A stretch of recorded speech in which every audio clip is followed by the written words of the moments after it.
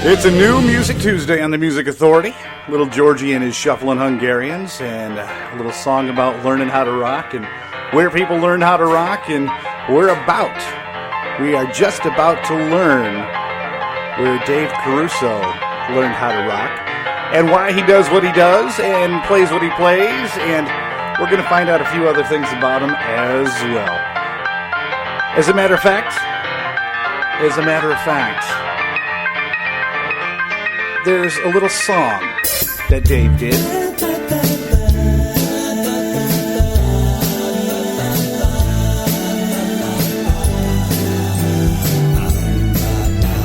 Hey, look at me.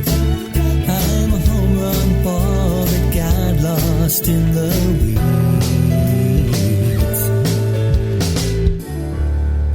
Dave, how are you? How's it going, Jim? I'm all right. That was a little TV theme song you did for a show called Champion? Yeah, the song's called Champion, and that was the version of it that would be like a TV theme song. If you had a TV theme song that sounded like that, that's what it would be. Okay, I was just curious. I thought maybe that was a show that I might have missed somewhere along the way, and I was going to look it up on Netflix and Hulu. I was hoping you would get me a show that I could get that song on. That's what I'm hoping. I wish I had that type of pull. I'm lucky I can get someone to get me a glass of water every so often. So joining us is Dave Caruso. Dave, you are calling in from? From the west side of Michigan, St. Joseph, Michigan right now, actually. Wow. And you just took place a couple weeks ago in an international pop overthrow. Yeah, that was really nice down in Detroit. All of Michigan talent was there. Had some really good people there. Nick Punty and Chris Richards and his bands, and the Hangabouts, Brian Allen, all kinds of good people. Very, very nice. Well, a couple things I'd like to find out if we could. Sure. Your CD that we play here, where did the inspiration for that come from? You mean the title or the whole album? The whole thing, because it flows together like it's a book. It's like each song to me is like a different chapter of a book. That's really cool. I appreciate that. Well, I'll tell you what, there's music on there that songs that began with me, were inspired in the 70s, 80s, 90s, 2000s, and 2010. Wow. All of those songs came from different eras originally, and some of them were rewritten completely from scratch. As you know, several of them were rewritten, including Rockabye. Yeah, there's different versions of the same song on there, and different sounds at each one as you go through them.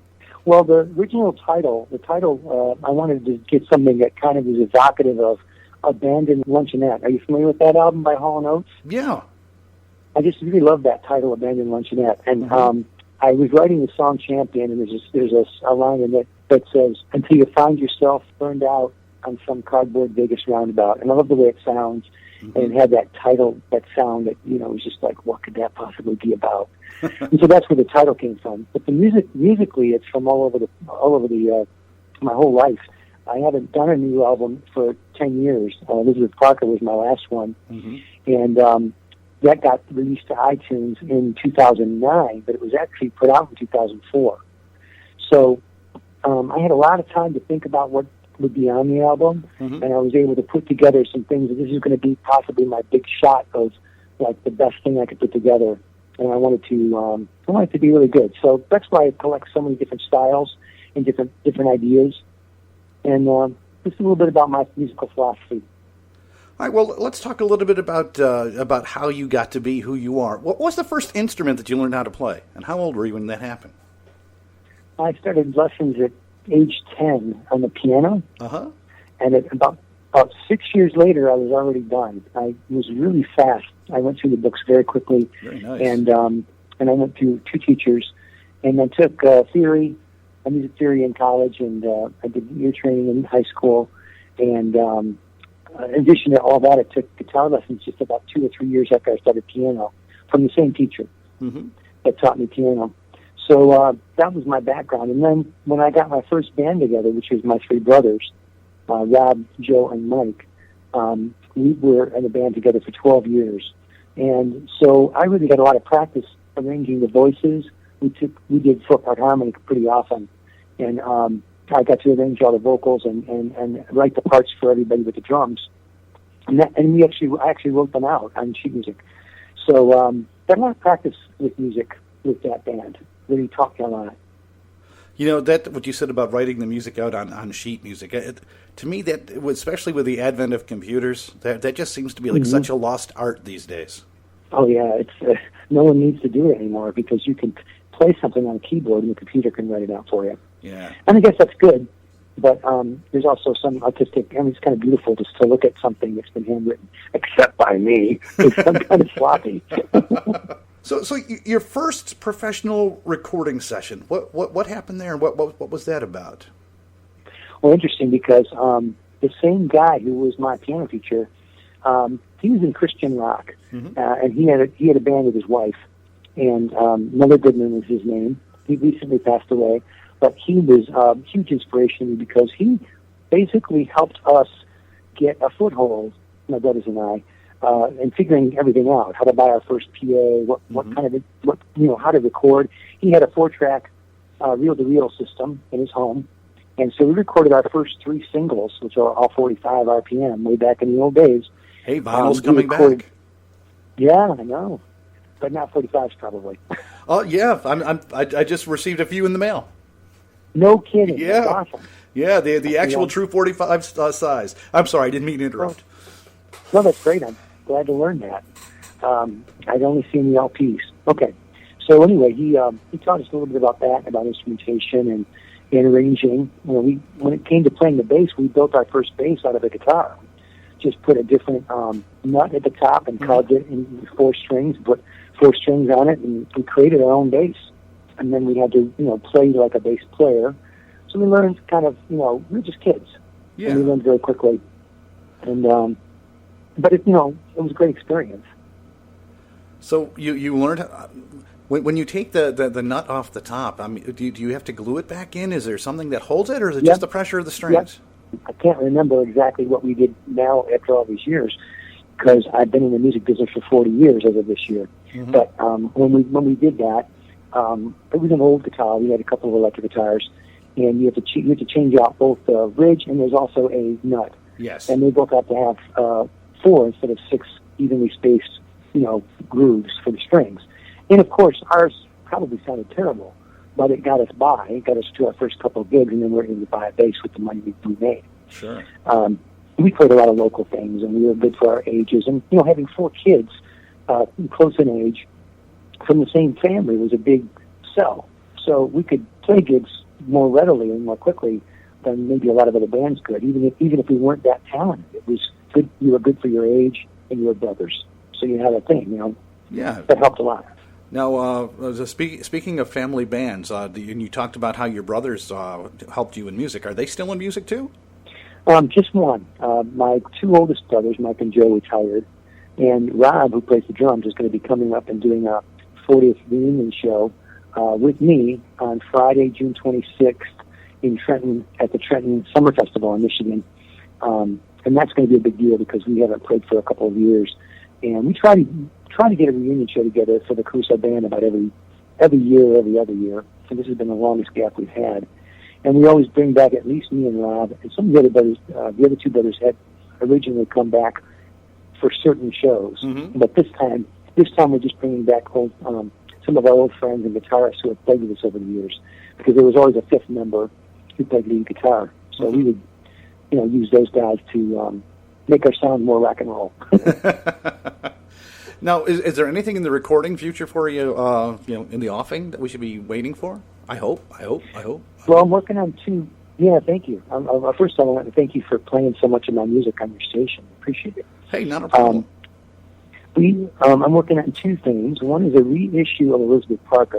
Elizabeth Parker was only a 6-song album, and it was released on a shoestring budget. And but I'm going to redo it with full length and replacing some of the tracks, and so remastered and everything is going to be all new. And then hopefully in the same year, I'm going to get a covers album together. So trying to get some of my favorite music onto one recording and get that out. The reason I'm doing it this way is I felt that I really benefited from having a long span between albums for Uh-huh. original music. And although I have 10 songs ready to record, I want to work on them some more. I think a lot of people rush to the studio when the songs aren't ready, Mm-hmm. and I like to really get to know them and polish them up a little bit. Now you Then I'll said be ready for another album after that. there's a cover album. That leads me to my next question. Who do you listen to? Well, my favorite songwriter is Elvis Costello, but I also like Justin Curie from Elementary. Mm-hmm. And there's older influences too. I mean, everybody, Elton John and Billy Joel are good, but Elton John probably a lot more than Billy Joel because I think that he was more consistent. Mm-hmm. But I know that could be argued. And then I also like Todd Rundgren, Matthew Sweet, and a lot of power pop. Power pop's excellent too. You said that you took lessons. Now, my question Yeah. is, was this something that you wanted to do, or is this something the parents said you were going to do, or did you just have a proclivity where you said, this is something I really like, can I do this? All four of us wanted to play music, and we were taking lessons. We were playing music in, I was in choir, but the other guys were in band in junior high and high school. And we decided that we wanted to take lessons, and my dad offered us each he would pay for a lesson. We had to pick our own instruments. And Mike did trumpet, and Joe did clarinet. I did piano, and Rob did drums. But we all branched out and eventually had 12 instruments between us. Wow. And then later on, it turned into more of a 80s pop, 80s power pop thing. Mm-hmm. Now, with the disc that's out there, how can people go about getting that? Do they contact you, or how does this work? Very, very simple. If you want to go to DaveCarusoMusic.com, you can get my full album there. It's a two CD set. Yeah, The first album, of course, is 10 songs, and the other album, the other CD, has alternate versions of the songs on it and previous versions of the songs. And then it's got a booklet with all the lyrics and some artwork in there and stuff. Really nice cover by Brad Schreiber and some photography by Vince Palazzola. And then if you want to get the single, Champion, that's only available at CD Baby, cdbaby.com. And that single has not only the song Champion, but some a cappella and vocals specific versions of the songs that aren't available on the album. So it's kind of a cool extra. Now, that's the one that has the cover that's the tribute to Pet Sounds? Exactly. Yeah, I went to a alpaca farm and tried to recreate it. Mm-hmm. I saw that cover, and I was just like, wow, I didn't know Dave sang with the Beach Boys. Yeah. There's several Beach Boys missing from that cover. Yes, like all of them. Yeah, but it was a great cover. It was a great tribute cover, I got to tell you. I looked at that, and I was just said, wow, here's somebody who's got a vision and who's got a path. Well, I do appreciate your time here with us. It was a great pleasure for me, Jim. Thanks. I do appreciate it. And once again, if people want to grab a hold of the CD, and it is a 2 CD set, mind you. Yep, that is at DaveCarusoMusic.com. Alrighty, sir. I thank you very much, and we will talk again very, very soon.